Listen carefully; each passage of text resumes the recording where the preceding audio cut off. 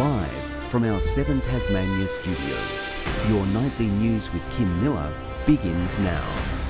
Good evening and thanks for joining us. First tonight, convicted killer Susan Neil Fraser will spend another Christmas behind bars after her landmark bid for freedom was dismissed by Tasmania's Court of Criminal Appeal. The 67-year-old's family and supporters have vowed to keep fighting on her behalf, calling for an independent inquiry into her case.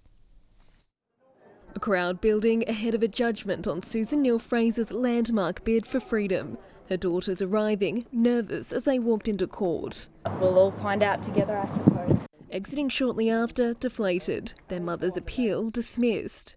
An extremely disappointing and devastating outcome for us as a family. The Hobart grandmother was found guilty in 2010 of murdering her long-term partner Bob Chappell on Australia Day 2009. His body was never found.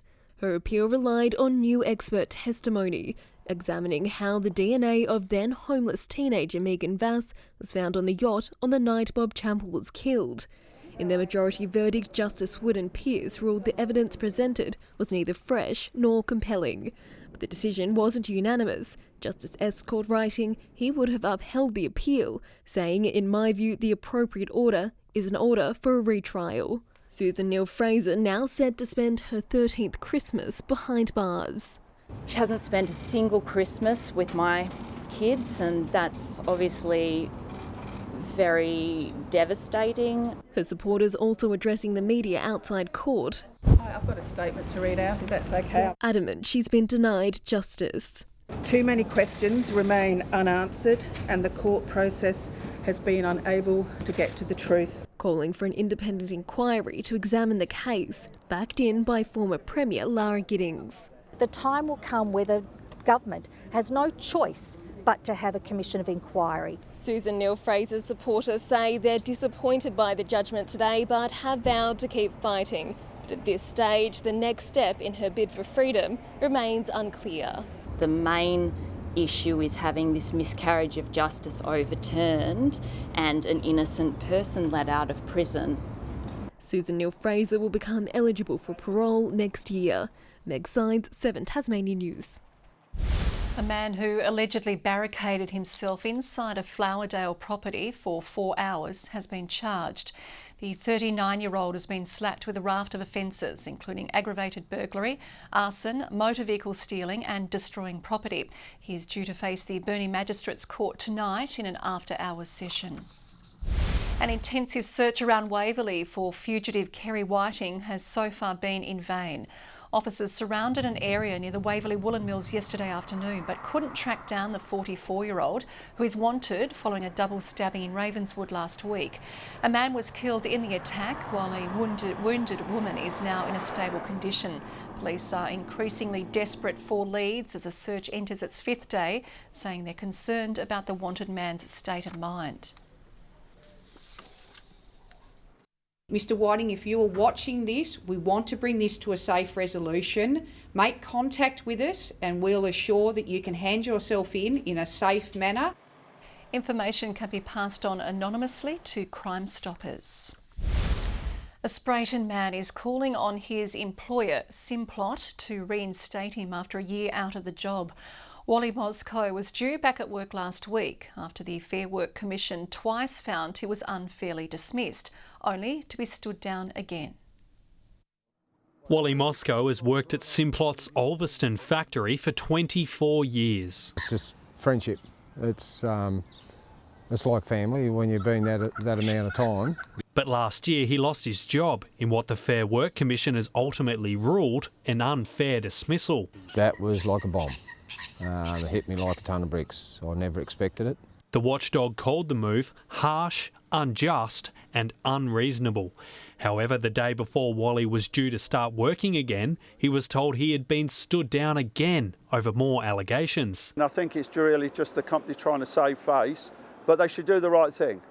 The Australian Manufacturing Workers Union says too few workers are being reinstated after winning unfair dismissal cases. The primary remedy or the outcome of unfair dismissals in the Fair Work Act is reinstatement. We believe that the Act should be enforced to its fullest extent. Simplot refused an interview, instead issuing a statement.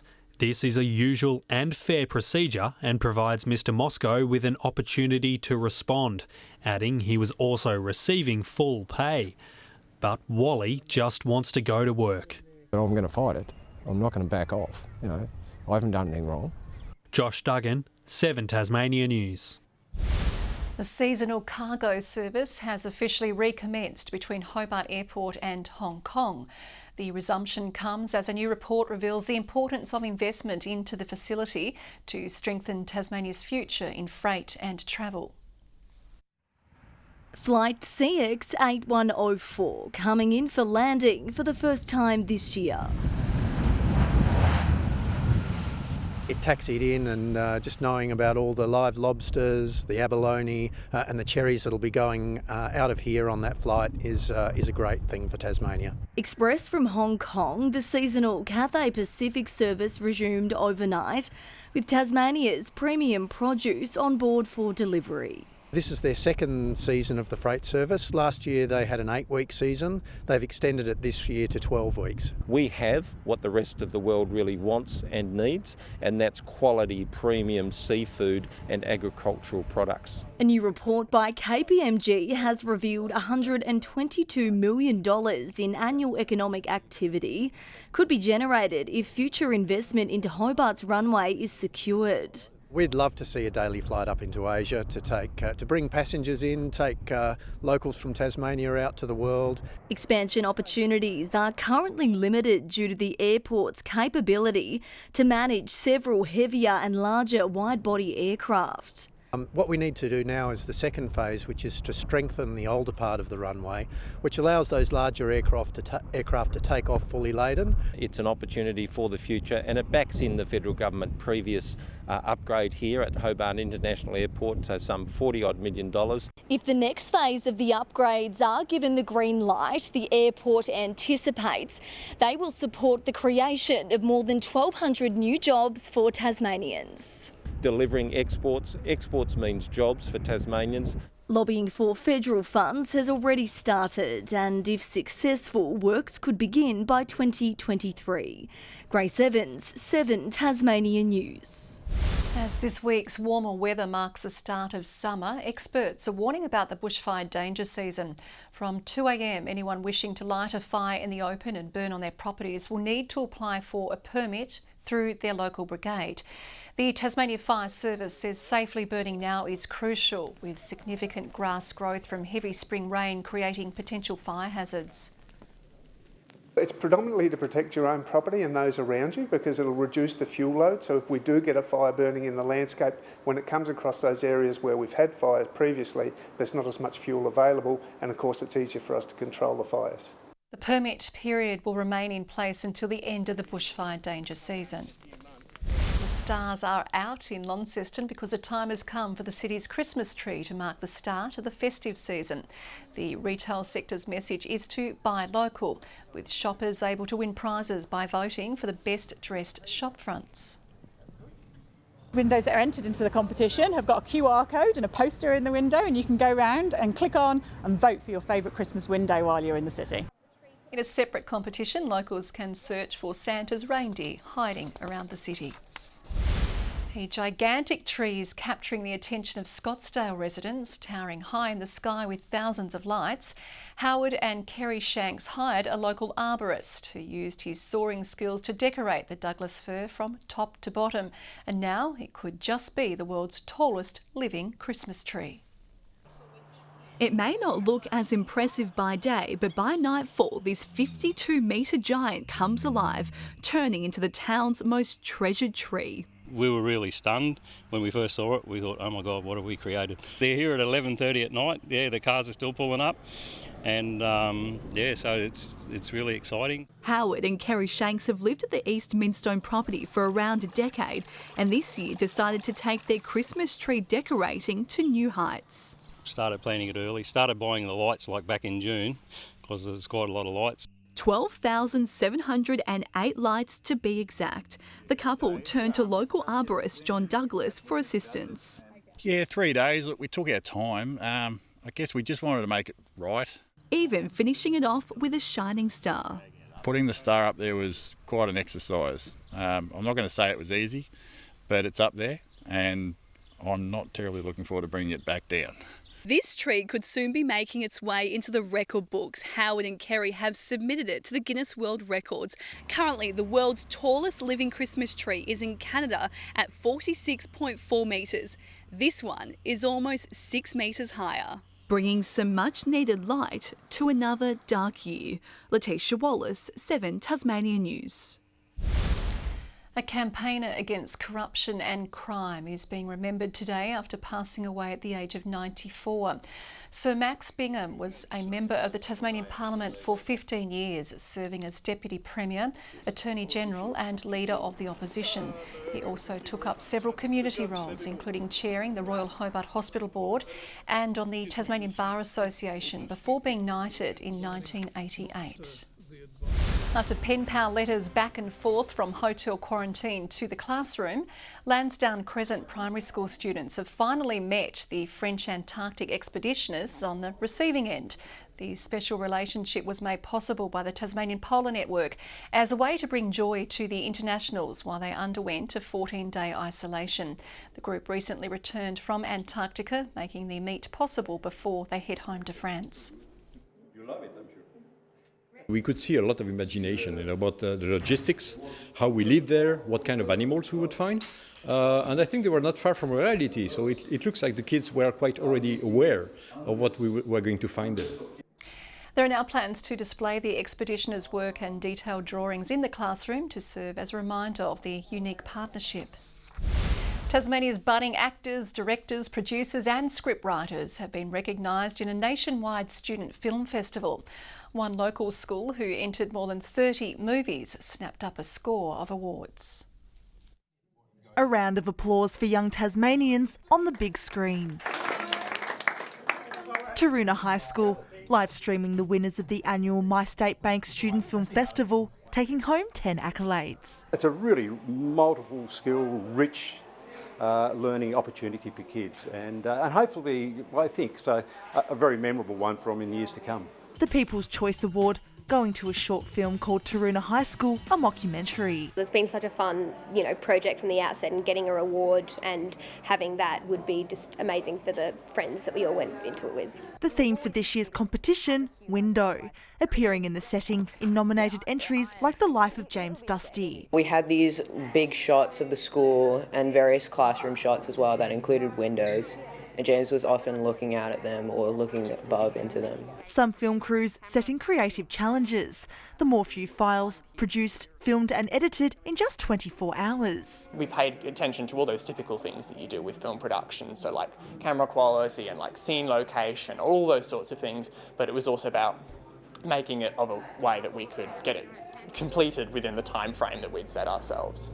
With others delving into our local history. What's the most important historical site that we could document, and I guess Cascades Female Factory was the one that came to mind. So I guess, we put a lot of effort into it. 258 films from across the country were entered. Ruby Kamane, 7 Tasmania News. The Scottsdale Aquatic Centre is about to open just in time for summer. The $7 million redevelopment took about 20 months to complete, meaning it was closed for the summer period last year. New additions include slides and a kids' water play area. It's put that little bit of special feel to it, and it'll certainly be an attraction for families and both within the municipality and visitors. The pool, which is free of charge to enter, will open to the public for the first time this Saturday. Alarm bells are ringing for the Hurricanes opposition because Ian Bell has signed up as assistant coach.